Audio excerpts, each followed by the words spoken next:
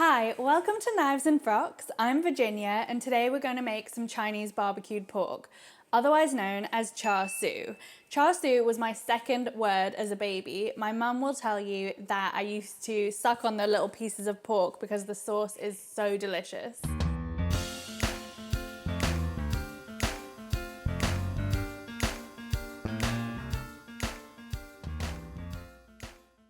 To make char siu, you want to buy a big pork roast, either shoulder or butt, but something that's got a bit of fat running through it for flavor.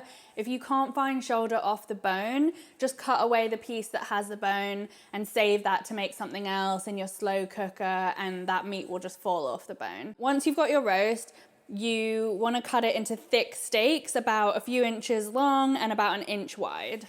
So next we're going to make the marinade. For that, you're going to need 2 tablespoons of hoisin sauce, 2 tablespoons of soy sauce. I like to use the less sodium version, 2 cloves of garlic, finely chopped, or just 2 teaspoons of the kind from the jar, 2 tablespoons of fresh ginger. I always use fresh if I can, but otherwise I keep the little frozen cubes and I'll use 4 of those. 2 tablespoons of Chinese rice cooking wine or dry sherry. I didn't have either of those today, so I'm using mirin, which is a little bit sweeter, but will do the same job. 2 teaspoons of Chinese 5-spice powder. This is vital to the flavor of char siu, so don't leave that out. And then finally, 4 tablespoons of honey. You're gonna use 2 of them for the marinade and then save 2 of them to baste it later on in the cooking. Now, if that sounds like too much work and you don't want to buy all those ingredients and you have access to an Asian supermarket, char siu sauce. So mix all the sauce ingredients together and then roll the pork around in it so that all the marinade gets on all sides of it, and then store it in a baking dish or Tupperware in the fridge overnight. Preheat your oven to 400 Fahrenheit or about 205 Celsius, and then you're gonna want a deepish baking tray and then line it with a non-stick cooking sheet. My mum gets me these amazing Teflon ones from Sainsbury's that she brings over from England, but in the US you can get something similar on Amazon. Next, you're gonna want a roasting rack, and that's gonna lift the meat off of the bottom of the tray. And then you wanna put about half a cup of water underneath, and that water will steam it so that it doesn't dry out while it's cooking. If you don't have a roasting rack, you can crunch up bits of tin foil into balls and just lay the meat on top of them so that it's raised.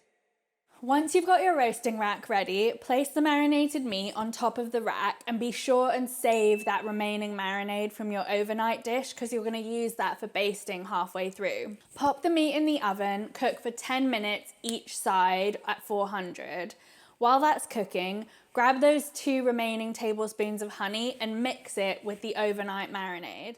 Total cooking time is 40 minutes. The first 20 minutes you've cooked on 400, and then the remaining 20 minutes you want to increase the reheat to 450 or broil, which I think is called grill in the UK.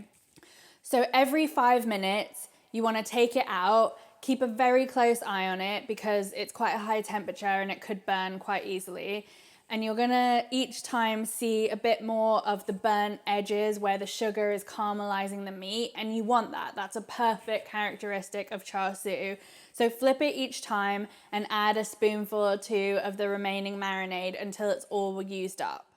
So at 40 minutes, it should be done. If you want it a little bit crispier and burnt bits, then keep it in a few minutes longer. Just keep a really close eye on it so it doesn't burn.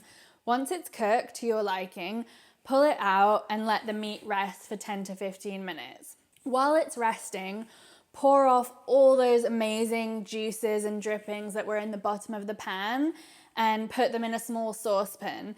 If it's the consistency that you like, just leave it, it's done. If you want it a little bit thicker, just put it on the stove for a few minutes and let it kind of come to a boil so that the sauce thickens up a bit. Once the meat has rested, slice it into bite-sized pieces and just pour that lovely sauce all over it.